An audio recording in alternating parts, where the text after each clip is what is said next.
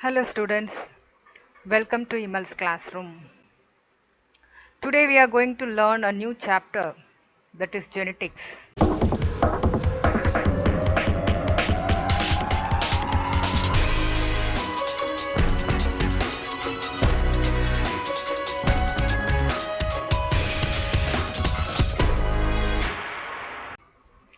Have you ever heard of genetics?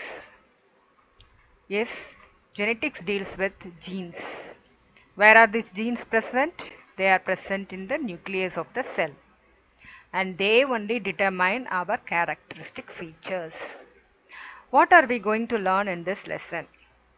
We will learn about Mendelian laws in this lesson. We will differentiate between phenotype and genotype, understand the process of monohybrid and dihybrid cross. We will also differentiate between a chromosome, DNA and gene. We will understand the structure of a chromosome.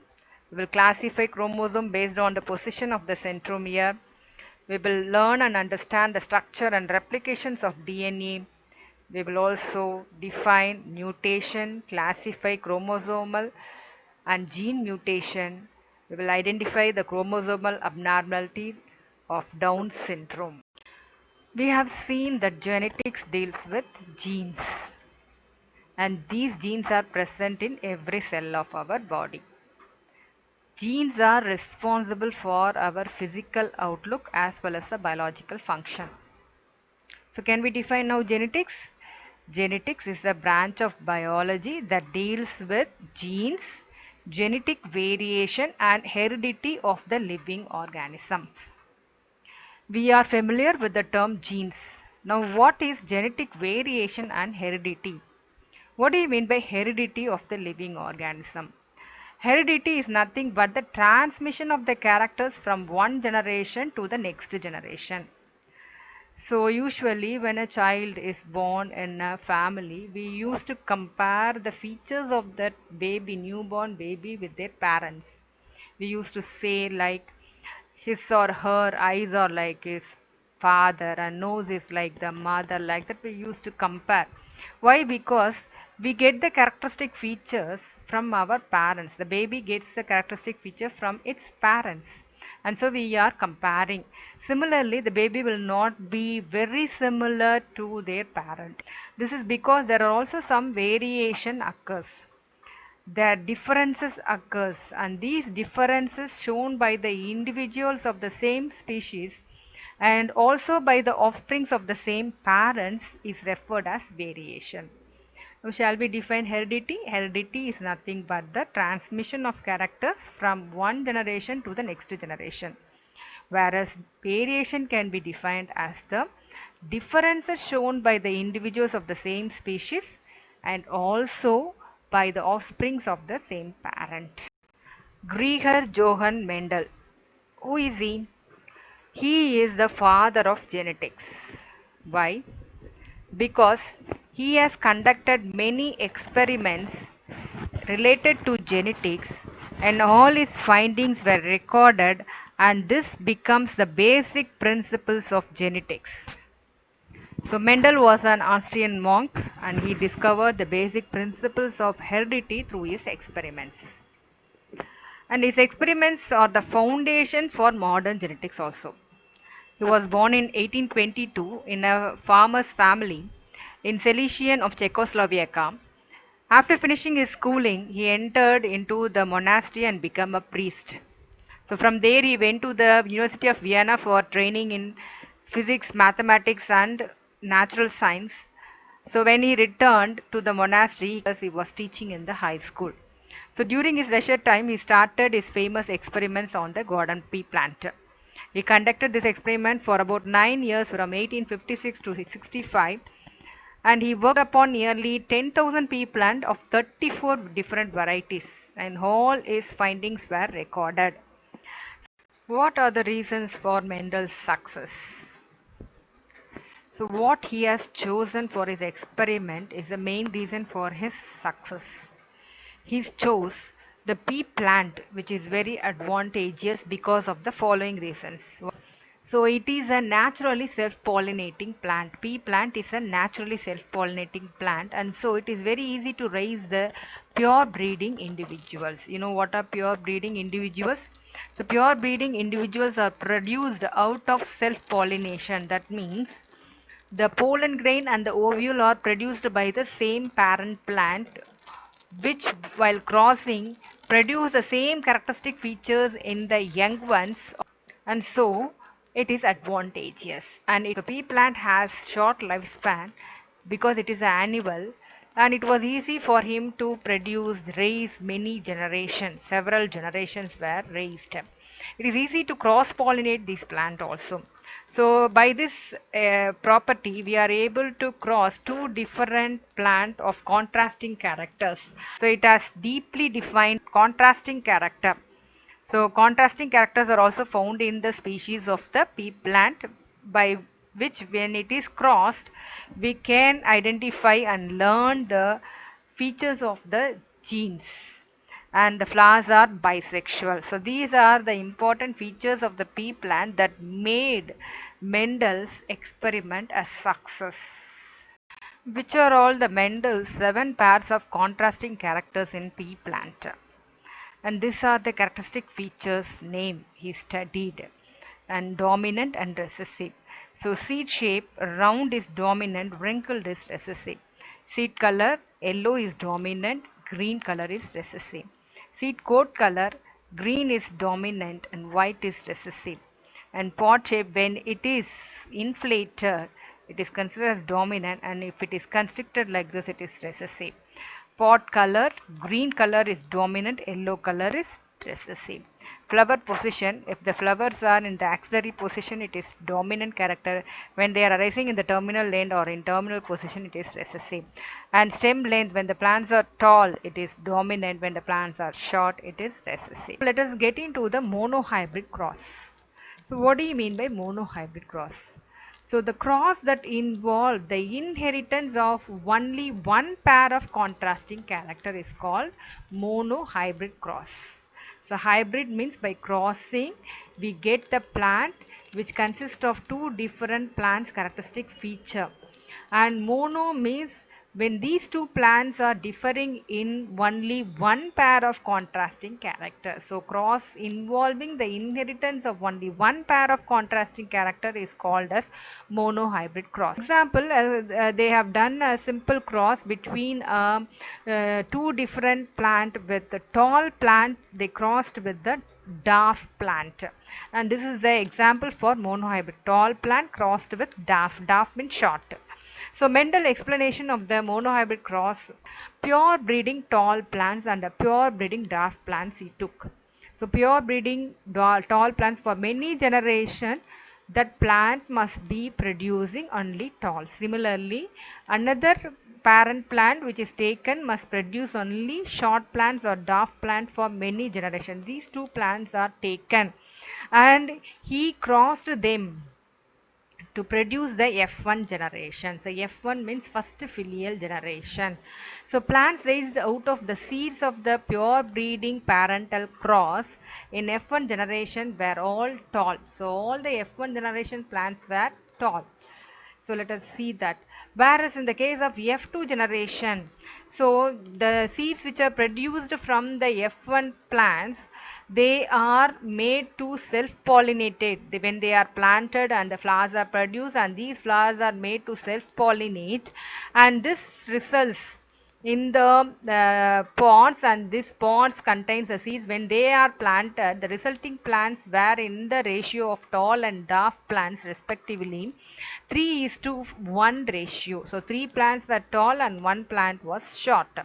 So the actual number he raised was actually 787 tall plants and 277 dwarf plants, ratio of 3:1. So the external expression of a particular trait is called as phenotype. So what do you mean by phenotype and genotype? So how the plant look like externally, external morphology, that is called as phenotype. So what is responsible for this external expression of the particular character that is present inside the cell, inside the nucleus or the gene, is called as genotype. So external expression of a particular character is called phenotype, and the internal gene constitution inside the cell of the organism which express this particular character is called as genotype. So F1 generation, it produces only tall plants, whereas in the F2 generation three different types of plants were obtained. That is tall homozygous plant, tall heterozygous plant, and dwarf homozygous plant. So why do we call it as homozygous and heterozygous? So we get actually two factors or the two alleles from each of the parents. So one from the father parent and another from the mother parents. When both are representing the tallness, we call it as tall homozygous. For example, if we are getting the tallness gene from the father and shortness gene from the mother, then it is in the two different form, and so it is heterozygous. Even though it is heterozygous, only tallness will be expressed in the F2 generation because the shortness will be masked by the or hidden by the tall gene. So this is what is called as tall heterozygous. And dwarf homozygous, both the genes will be having the shortness in their gene. So the genotypic ratio can be 1 is to 2 is to 1. That means 1 homozygous tallness, 2 heterozygous tallness, and 1 homozygous dwarfness. So genotype of the genetic expression of the organism can be 1 is to 2 is to 1. So once again let us see. So these two are the tall plant and the dwarf plant. So tall plant will be having the alleles TT. It means both are dominant, capital T, tallness. Pure breeding variety will have similar homozygous alleles, TT. Similarly, homozygous dwarf plant, TT, pure breeding variety. So short plant or the dwarf plant will have small t, small t. So when these plants will be producing the gametes, the tall plant will produce the gamete only capital T, as well as the short plant will produce the gamete of only small t. So when they are crossed by cross pollination, they will be producing the young one which will contain the genotype as capital T and small t only, because the alleles, one will be got from the father and one will be got from the mother, and so in the F1 generation when it is crossed, it will produce heterozygous tall plant. When this is selfed, when this F1 generation is selfed, so they can produce the gametes. Each parent can produce two different gametes, capital T, small t, as well as this also can produce capital T, small t. So when this is applied in the Punnett checkerboard, so they will produce the two different gametes when they are applied in the checkerboard. When they are combined, so we can get three different type of individuals, that is homozygous tallness, homozygous shortness or dwarf plant, as well as heterozygous tallness. So 1 is to 2 is to 1 ratio, that is the genotypic ratio of the F2 generation, whereas phenotypic ratio 3 plants will be tall and 1 plant will be short, and so tall is to dwarf, phenotypic ratio is 3 is to 1. Now let us see what are the Mendel's interpretation on this monohybrid cross. So based on his observation, he confirmed that the factors are passed from one generation to another. So what he denoted as factors are now referred as genes.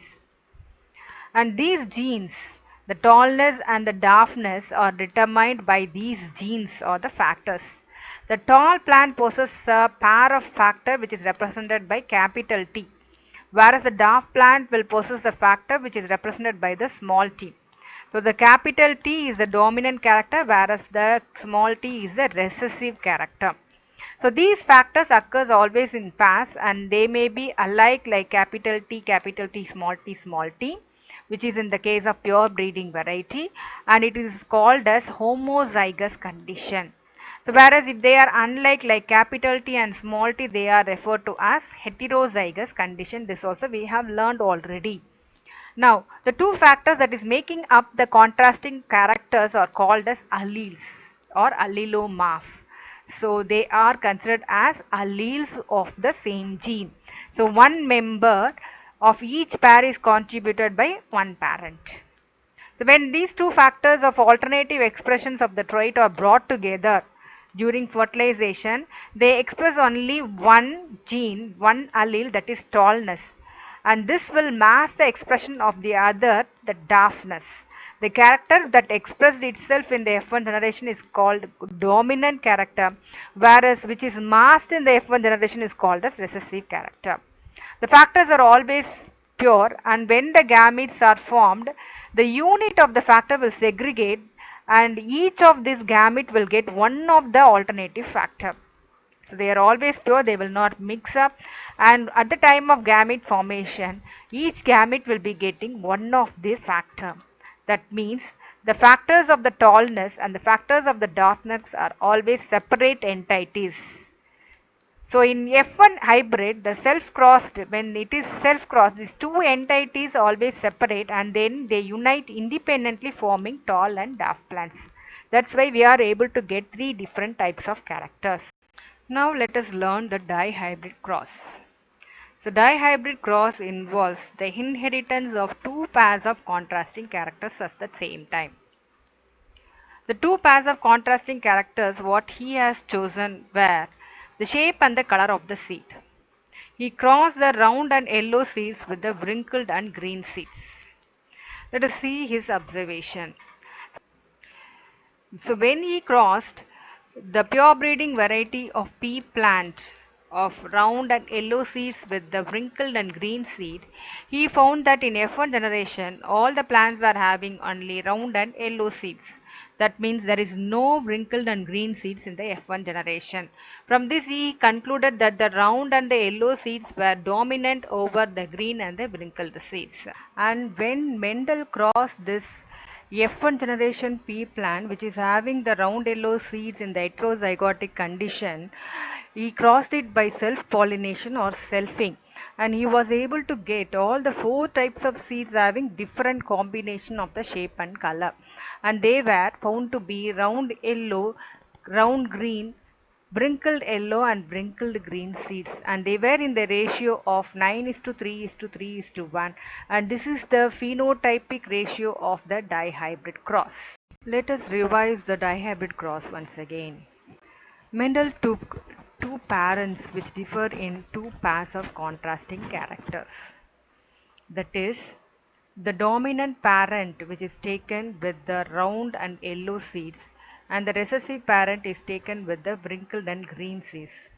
So they found to have the genes, alleles of capital R, capital Y and small r and small y respectively.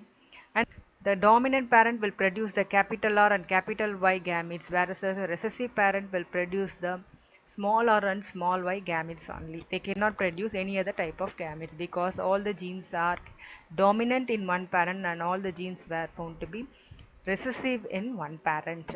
And when they are crossed by cross breeding, so he was able to get the F1 generation, that is first filial generation, all were dominant with the round and yellow seeds, but they were in the heterozygotic condition. So what do you mean by heterozygotic condition? Two different types of alleles will come and join in this, that is capital R and small r, capital Y and small y. This is the heterozygotic condition. So when these F1 generation were made as parents, and if they are crossed by self-pollination, by selfing, so he was able to get all the four types of individuals. So these F1 parents were able to produce only four types of gametes. So these are the four possible combinations of the alleles. So that capital R, capital Y, small r, capital Y, capital R, small y, and small r and small y. So these are the four possible combinations. When these parents, so male here and female here, when we substitute in the checkerboard, so all the possible combinations are entered here. He was able to get all the four types of combinations in the ratio of 9:3:3:1. This is the phenotypic ratio as we have seen. And he was able to get two new combinations. Which are all the new combination he got? Because green wrinkled was the parent type, as well as round yellow also is parent type. In between this round and wrinkled and green and round, three offsprings were found to be the new type, new combination which he got in the F2 generation. Based on his experiments, monohybrid and dihybrid cross, Mendel proposed three important laws, and they were called to be Mendel's law. The first law is called as law of dominance. So when two homozygous individuals with one or more set of contrasting characters are crossed, that is capital T which is crossed with the small t, the characters that appear in the F1 hybrid are dominant, and those which do not appear in the F1 generation are said to be recessive characters. Are you able to follow? I repeat, when two homozygotic individuals, when they are crossed with one or more sets of contrasting characters, the characters that appear in the F1 hybrid are dominant, and those which do not appear in the F1 generation are recessive characters. So this is the law of dominance. The second law is called the law of segregation or the law of purity of gametes. Here, when a pair of contrasting factors, that is like round yellow and green winkle, pair of contrasting characters or factors or genes or allelomorph are brought together in the heterozygotic condition. So heterozygotic condition, we can say capital R small r and capital Y and small y. So or this is called as heterozygote, is otherwise called as hybrid. So the two members of the allelic pair will remain together, will not mix with each other, and when the gametes are formed by the individual, and these two alleles will separate out so that only one will enter into each of the gamete. That means the capital R and the small r will remain together without mixing, and at the time of gamete formation, so the capital R will go to one gamete and the small r will go to the next gamete. They will separate and only one will enter into each of the gametes. Are you able to follow? So when a pair of contrasting factors or genes or allelomorph are brought together in heterozygote or hybrid, the two members of the allelic pair will remain together without mixing, and when the gametes are formed, the two will separate out so that only one will enter into each of the gamete. This is the second law. The third law is the law of independent assortment. In the case of inheritance of two or more pairs of contrasting characters simultaneously, the factors or the genes of one pair will assort out independently of the other pair. That means the round shape of the seed will assort independently of the color of the seed, yellow color of the seed. They will not depend on each other. So they are inherited simultaneously. At the same time, they will assort out independently of each other. Now let us learn about the chromosomes, DNA and genes. We know that all living beings are made up of cells.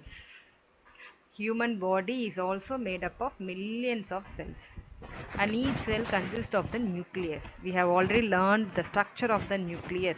The nucleus consists of the nuclear membrane, nucleoplasm and the chromatin reticulum, that is a thin thread-like structures present inside the nucleoplasm and nucleolus. So this thin structures, the chromatin reticulum, will condense to form the chromosomes. And so nucleus of each cell contain thin thread-like structures called chromosomes. And this chromosome term was first coined by Waldeyer in 1888.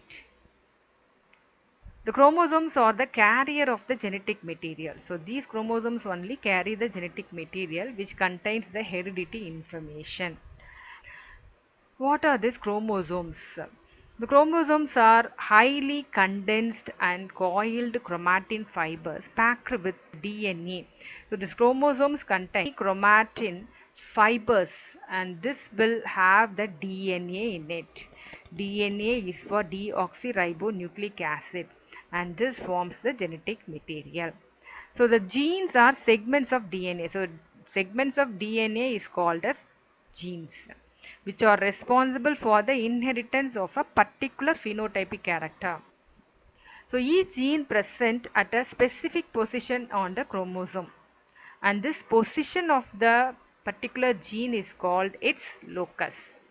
So during cell division, the genetic information present in the genes are passed on from one generation to the another. Now let us learn the structure of chromosomes. So chromosomes are thin, long, thread-like structures, and it consists of two identical strands, and they are said to be sister chromatids. Here this is one and this is the second one. So two identical strands are present in the chromosome and they are called as sister chromatids. And they are held together by the centromere. This is the centromere, which is otherwise called as kinetochore. And each chromatid is made up of spirally coiled structure which is called as chromonema or chromonemata. So can you see the spirally coiled structure inside the chromatid, and this is called as chromonema. And this chromonema has a number of bead-like structure along its length and which are called as chromomeres. The bead-like structure that is present in the chromonema is called as chromomeres. And these chromosomes are made up of RNA, DNA and chromosomal proteins which are histones and non-histones. The proteins, chromosomal proteins are of two types, histones and non-histone. Along with this, DNA and RNA are present that make up the chromosome. And they also contain certain metallic ions in it. These proteins, this histones and non-histones, will provide structural support for the chromosome. A chromosome consists of the following regions. So what are the regions which are present in the chromosome? The first one is called as the primary constriction. The two arms, so okay, these are the two arms. So the two arms of the chromosome meet at a point, and this is what is called as primary constriction or centromere. And the centromere, this is the region to which the spindle fibers will attach during the cell division. So we will learn about the cell division in the next segment. So centromeres are the region where the spindle fibers attach themselves during the cell division. Second part is that secondary constriction. The secondary constriction, only some chromosome will possess them and they are present at any point along the length of the chromatid. And these are the zones of the nuclear organizer or nuclear zone. So this is the place from where the nucleolus will be formed in the nucleolus, and so it is called as nucleolar organism. The next region is called as telomere. So these are the ends of the chromosome. So the end of the chromosome is called as telomere, and each extremities of the chromosome has a polarity, and this will prevent it from joining to the another chromosome, adjacent chromosome. The polarity at the extremities will prevent it from joining with the next or adjacent chromosome, and this telomere maintains stability for the chromosome. The next structure is called a satellite. So some of the chromosomes only have this satellite, which is a knob-like appendage at the one end of the chromosome, and this is what is called a satellite. And this chromosome with the satellite are called as sat chromosomes. Let us learn the types of chromosomes based on the position of the centromere. So chromosomes are classified based on the position of the centromere as telocentric, acrocentric, submetacentric and metacentric. So first one is telocentric. So telocentric, the centromere will be found at the proximal end of the chromosome, and these are rod shaped chromosomes. The next type is called acrocentric chromosome. So in this, the centromere is found at one end with a short arm and a long arm. So one end will have the short arm and another will be a long arm, and they are also rod shaped chromosomes.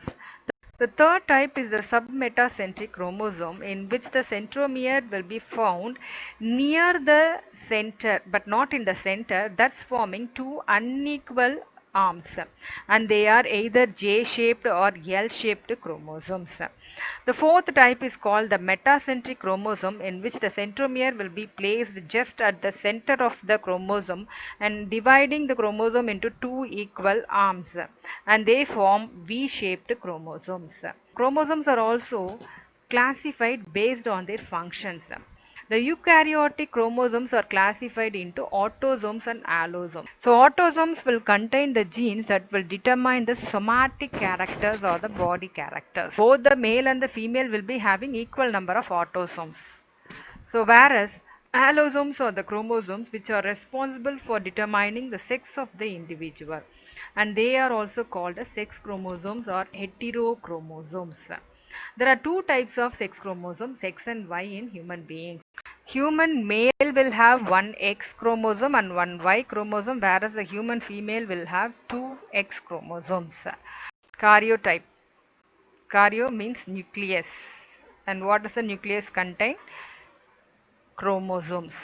The number of chromosomes in any living organism is constant. In human beings, every cell of our body contains only 23 pairs of chromosomes. Out of these 23 pairs, the first 22 pairs are called as autosomes, and the last 23rd pair is called as allosome or sex chromosome. So in the body cells of sexually reproducing organisms, all the cells will contain chromosomes which occur in pair, and this condition is called as diploid or 2n. Whereas the gametes produced by the organisms contain a single set of chromosomes, hence the gametes are said to be haploid or n. The karyotype is nothing but the number, size and shape of the chromosome in the cell nucleus of an organism. So what is karyotype? It is nothing but the number, size, shape of the chromosome in the cell nucleus of the organism. And ideogram. So what is this ideogram? Ideogram is nothing but diagrammatic representation of this karyotype. So all the chromosomes are present here, and the diagrammatic appearance of this chromosome is called as ideogram, and it consists of all the metaphasic chromosomes. So chromosomes can be separated, and they can be arranged only in the metaphase of the cell division, and the homologous pairs are arranged according to the decreasing length, thickness and position of the centromere, and also according to their shape.